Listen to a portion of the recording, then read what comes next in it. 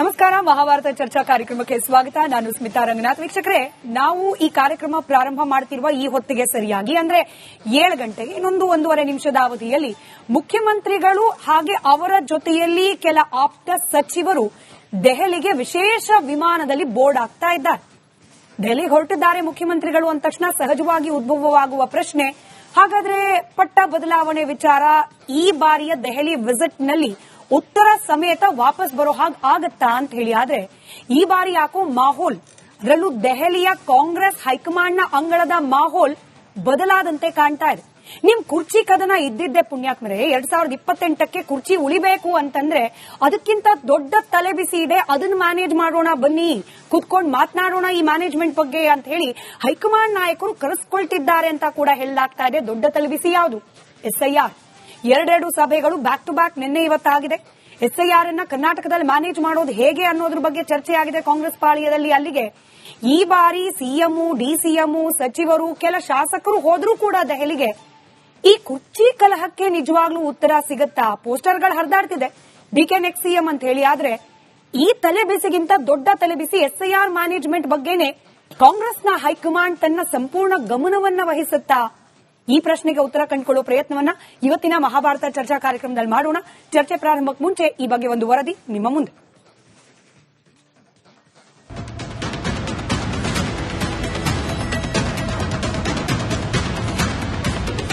3 ವರ್ಷಗಳಿಂದ ರಾಜ್ಯ ಸರ್ಕಾರ ಮತ್ತು ಕೈಪಾಳಯದ ಒಳಗೆ ಉತ್ತರ ಇಲ್ಲದ ಪ್ರಶ್ನೆ ಅಂದ್ರೆ ಸಿಎಂ ಚೇಂಜ್ ಆಗ್ತಾರಾ ಆಗಲ್ವಾ?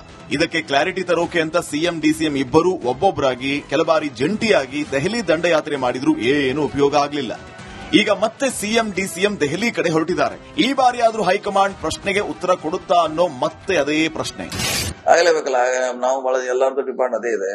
ಇತ್ಯರ್ಥ ಆಗ್ಬೇಕು ಅಂತ ಹೇಳ್ತಾ ಇದ್ದೀವಿ. ಮುಹೂರ್ತ ಫಿಕ್ಸ್ ಆಗಿದೆ ನಾಳೆ 11 ಗಂಟೆಗೆ. ಸೊ ಅಲ್ಲಿ ಏನ್ ತೀರ್ಮಾನ ಆಗುತ್ತೆ ಗೊತ್ತಿಲ್ಲ. ಆದ್ರೆ ಕಾಂಗ್ರೆಸ್ ಹೈಕಮಾಂಡ್ ಮನಸ್ಸಲ್ಲಿ ಸದ್ಯಕ್ಕೆ ಕರ್ನಾಟಕ ಸಿಎಂ ಕುರ್ಚಿಗಿಂತ ಹೆಚ್ಚಾಗಿ ಬೇರೊಂದು ವಿಚಾರ ಇದೆ. ಆ ವಿಚಾರದಲ್ಲಿ ಕೊಂಚ ಯಾಮಾರಿದ್ರು 2028ರ ಚುನಾವಣೆಯಲ್ಲಿ ಮುಗ್ಗರಿಸುವ ಆತಂಕ ಇದೆ. ಈಗ ಹೇಗೋ ಕುರ್ಚಿ ನಮ್ಮ ಕೈಯಲ್ಲಿದೆ, ಸಿದ್ದರಾಮಯ್ಯ ಅದರ ಮೇಲೆ ಕೂತಿದ್ದಾರೆ. ಸದ್ಯಕ್ಕೆ ಮ್ಯಾಟರ್ ಹಾಗೆ ಇರಲಿ, ಈ ಹೊಸ ತಲೆಬಿಸಿಯನ್ನ ಮೊದಲು ಮ್ಯಾನೇಜ್ ಮಾಡಿಬಿಡೋಣ ಅಂತಿದೆಯಂತೆ ಕಾಂಗ್ರೆಸ್ ಹೈಕಮಾಂಡ್. ಸಿಎಂ ಕುರ್ಚಿಗಿಂತ ಮುಖ್ಯ ಏನಪ್ಪಾ ಅನ್ನೋ ಪ್ರಶ್ನೆಗೆ ಸರಳ ಉತ್ತರ SIR. ಈಗಾಗಲೇ SIR ಆಗಿರೋ 12 ರಾಜ್ಯಗಳಲ್ಲಿ ಕಾಂಗ್ರೆಸ್ ಗೆದ್ದದ್ದು ಒಂದೇ ಕಡೆ. ಮೈತ್ರಿ ಮಾಡಿಕೊಂಡು ತಮಿಳುನಾಡಲ್ಲಿ ಅಧಿಕಾರದಲ್ಲಿರೋದನ್ನೂ ಸೇರಿಸಿದ್ರೆ 2 ಔಟ್ ಆಫ್ 12. ಇದೇ ಜೂನ್ ಅಂತ್ಯದಿಂದ ಕರ್ನಾಟಕದಲ್ಲೂ SIR ನಡೆಯೋದಿದೆ. ಇಲ್ಲಿ ಅದನ್ನ ಈಗಿನಿಂದಲೇ ಮ್ಯಾನೇಜ್ ಮಾಡದೆ ಹೋದ್ರೆ ಕಷ್ಟ ಅನ್ನೋದು ಕಾಂಗ್ರೆಸ್ ಹೈಕಮಾಂಡ್ ನಿರ್ಧಾರ. ಹೀಗಾಗಿ ದೆಹಲಿಗೆ ಸಿಎಂ DCM ಹೋದ್ರೂ ಈ ಬಾರಿ ಮುಖ್ಯಮಂತ್ರಿ ಬದಲಾವಣೆ ಅಂತ ರಿಸ್ಕ್ಗೆ ಕೈ ಹಾಕುತ್ತಾ ಪಾರ್ಟಿ? ತಾಪತ್ರಯನೇ ಬೇಡ ಅಂತ ಈಗ ಹೆಂಗಿದೆಯೋ ಹಂಗೇ ಇರಲಿ ಸುಮ್ನಿರಿ ಅಂತ ಸಿದ್ದು DKಗೆ ಹೇಳಿ ಕಳಿಸುತ್ತಾ? SIR ಮುಗಿಯೋ ತನಕ ಹಾಗಾದ್ರೆ ಸಿದ್ದು ಸೇಫಾ? DK ಕುರ್ಚಿ ಕನಸಿಗೆ SIR ಗ್ರಹಣ ಆಗುತ್ತಾ? DK 2028ರ ಮಾತಿನ ಹಿಂದಿನ ಮರ್ಮವೂ ಇದೇನಾ? ಕುರ್ಚಿ ಕದನದ ಕ್ಲೈಮ್ಯಾಕ್ಸ್ ಅಂದ್ರೆ ಹಾಗಾದ್ರೆ ಯಥಾಸ್ಥಿತಿಯೇನಾ? ಬನ್ನಿ ಚರ್ಚೆ ಮಾಡೋಣ. ಮಹಾಭಾರತ ಚರ್ಚೆ ಪ್ರಾರಂಭಕ್ಕೆ ಮುಂಚೆ ವೀಕ್ಷಕರೇ, ನಿಮಗೆ ಗೊತ್ತಿದೆ ಮಹಾಭಾರತದ ಜನಾಭಿಪ್ರಾಯ ವೇದಿಕೆ ನಿಮಗಾಗಿ ಮುಕ್ತವಿದೆ. ಸ್ಕ್ರೀನ್ನ ಕೆಳಭಾಗದಲ್ಲಿ ತೋರಿಸಲಾಗ್ತಾ ಇರುವ ದೂರವಾಣಿ ಸಂಖ್ಯೆಗಳಿಗೆ ಕರೆ ಮಾಡುವ ಮೂಲಕ ನೀವು ಕೂಡ ನಮ್ಮ ಚರ್ಚೆಯಲ್ಲಿ ಭಾಗಿಯಾಗಬಹುದು. ನಿಮ್ಮ ಪ್ರಶ್ನೆಗಳು ಅಥವಾ ಅಭಿಪ್ರಾಯಗಳನ್ನು ಹಂಚಿಕೊಳ್ಳಬಹುದು. ವಾಟ್ಸ್ಆಪ್ ಸಂಖ್ಯೆಯ ಮೂಲಕ ಕೂಡ ಸಂದೇಶ ರವಾನೆ ಮಾಡಬಹುದು. ಸೋಷಿಯಲ್ ಮೀಡಿಯಾದ X ಖಾತೆಯ ಮೂಲಕ ಕೂಡ ಇವತ್ತಿನ ಚರ್ಚೆಯಲ್ಲಿ ನೀವು ಪಾಲ್ಗೊಳ್ಳಬಹುದು. ನಿಮ್ಮ ಪಾಲ್ಗೊಳ್ಳುವಿಕೆಯ ನಿರೀಕ್ಷೆಯಲ್ಲಿ ಚರ್ಚೆಯನ್ನ ಪ್ರಾರಂಭ ಮಾಡ್ತಿದ್ದೀನಿ. ಚರ್ಚೆಯಲ್ಲಿ ಬಿಜೆಪಿ ವಕ್ತಾರರಾದ ಮೋಹನ್ ವಿಶ್ವ ಅವರಿದ್ದಾರೆ, ಹಿರಿಯ ಪತ್ರಕರ್ತರು, ರಾಜಕೀಯ ವಿಶ್ಲೇಷಕರಾದ ಸಮೀವುಲ್ಲಾ ಸರ್ ಇದ್ದಾರೆ.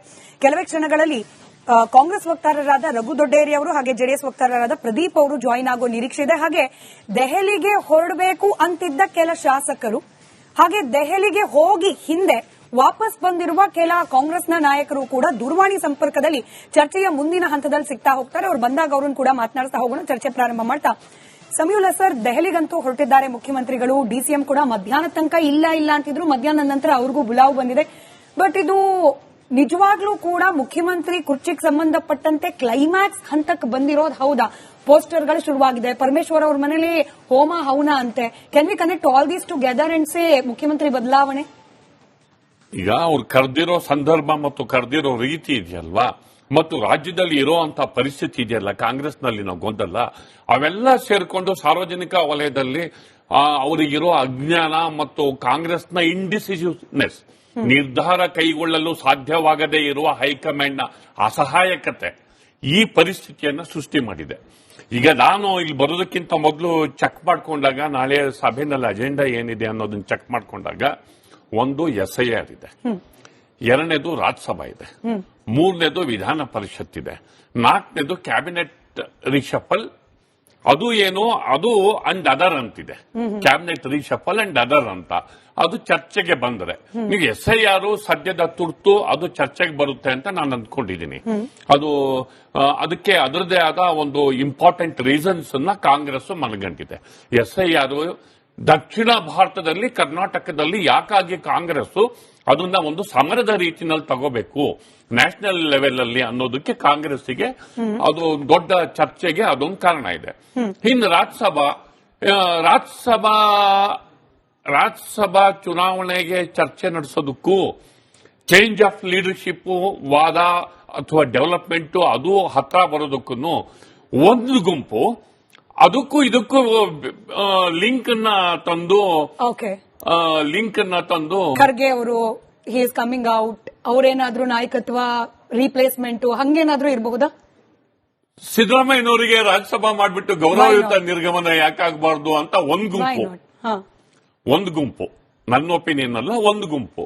ಸೊ ಈ ತರದ ಕಾಂಗ್ರೆಸ್ನ ಗೊಂದಲ ಮತ್ತು ತೀರ್ಮಾನವನ್ನ ಸರಿಯಾದ ಸಮಯಕ್ಕೆ ತೆಗೆದುಕೊಳ್ಳಲಾರದಂತಹ ಅವರ ಅಸಹಾಯಕತೆ, ಆಮೇಲೆ ಮೂರನೇದು ಏನಾದರೂ ಗೊಂದಲಗಳು ಸಂಭವಿಸಿದಾಗ ಅಥವಾ ಊಹಾಪೋಹಗಳು ಸಂಭವಿಸಿದಾಗ ಅದನ್ನ ತಕ್ಷಣ ಅಲ್ಲಿಗೆ ಕತ್ತರಿಸಿಬಿಟ್ಟು ಆ ಗೊಂದಲವನ್ನು ಅಲ್ಲಿಗೆ ಸರಿಪಡಿಸೋದಕ್ಕೆ ಸಾಧ್ಯವಾಗದಲೇ ಇರುವಂತಹ ಅವರ ನಿರ್ಲಕ್ಷ್ಯ, ಇವೆಲ್ಲವೂ ಸೇರ್ಕೊಂಡು ಒಂದು ದೆಹಲಿ ಯಾತ್ರೆಯನ್ನ ಇಷ್ಟೊಂದು ದೊಡ್ಡ ಮಟ್ಟದಲ್ಲಿ ಕಾಂಪ್ಲಿಕೇಟ್ ಮಾಡಿದೆ.